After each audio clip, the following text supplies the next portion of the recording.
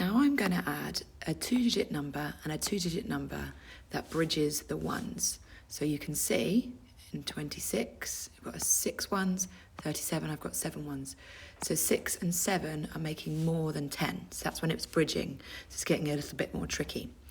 So we're building on the method that we did before, where we're adding a 2-digit number and a 2-digit number where we don't bridge ones. We're building on that same method.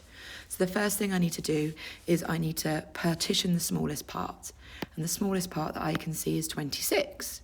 So I'm going to partition that into tens. 2 tens is 20, and 1s. 6 ones is 6. Once I've partitioned that, just like I did before, I'm going to start on my biggest part on my number line. And I'm going to add the tens first.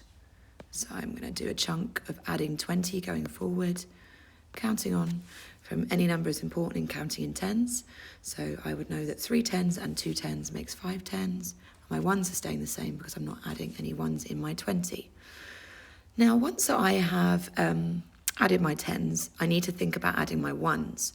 And what we want children to be able to do in their head is to add to the next multiple of 10 and then add on the rest. So this helps them with their mental number fluency.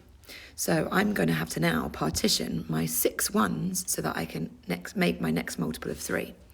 So I can see I've got 57, and I know 7 needs 3 to make the next multiple, which would be 6. So I'm going to partition my 6 into 3 and 3.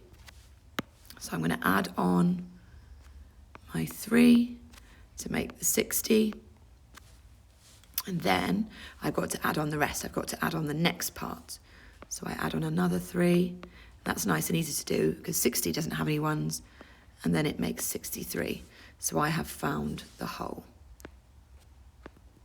26 plus 37 equals 63.